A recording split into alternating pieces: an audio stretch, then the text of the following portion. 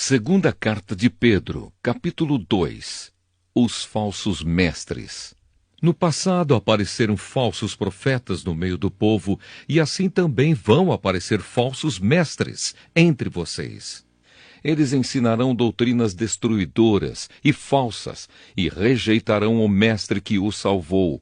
E isso fará com que caia sobre eles uma rápida destruição. Mesmo assim, muita gente vai imitar a vida imoral deles, e por causa desses falsos mestres, muitas pessoas vão falar mal do caminho da verdade. Em sua ambição pelo dinheiro, esses falsos mestres vão explorar vocês contando histórias inventadas. Mas faz muito tempo que o juiz está alerta e o destruidor deles está bem acordado. Pois Deus não deixou escapar os anjos que pecaram, mas os jogou no inferno e os deixou presos com correntes na escuridão, esperando o dia do julgamento. Deus não deixou escapar o mundo antigo, mas trouxe o dilúvio sobre o mundo dos que não queriam saber de Deus. A única pessoa que ele salvou foi Noé, que anunciou que todos deviam obedecer a Deus. E Deus também salvou mais outras 7 pessoas. Deus condenou as cidades de Sodoma e Gomorra, destruindo-as com fogo, como exemplo do que vai acontecer com os que não querem saber dele. Ele salvou Ló, um homem bom, que estava aflito porque conhecia a vida daquela gente imoral. Todos os dias, esse homem bom, que vivia entre eles, ficava muito agoniado ao ver e ouvir as coisas más que aquela gente fazia. Tudo isso nos mostra que o Senhor sabe como livrar das aflições as pessoas dedicadas a Ele e também sabe como guardar os maus debaixo de castigo para o dia do julgamento. Ele castigará especialmente os que seguem os seus próprios desejos imorais e desprezam a autoridade dele. Esses falsos mestres são atrevidos e orgulhosos.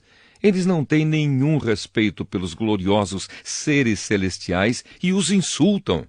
Ora, até mesmo os anjos, sendo muito mais fortes e poderosos do que esses falsos mestres, não os acusam com insultos na presença do Senhor.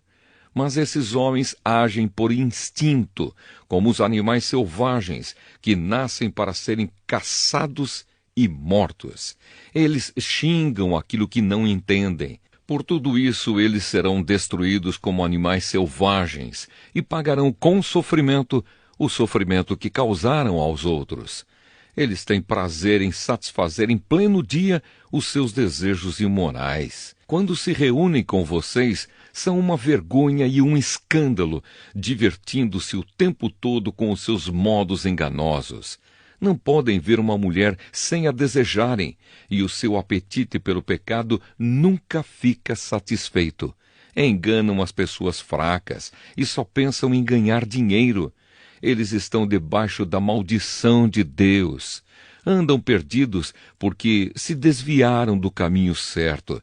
Seguem o caminho de Balaão, filho de Beor, que cobiçou o dinheiro que ia receber fazendo o mal, e foi repreendido por causa do seu pecado.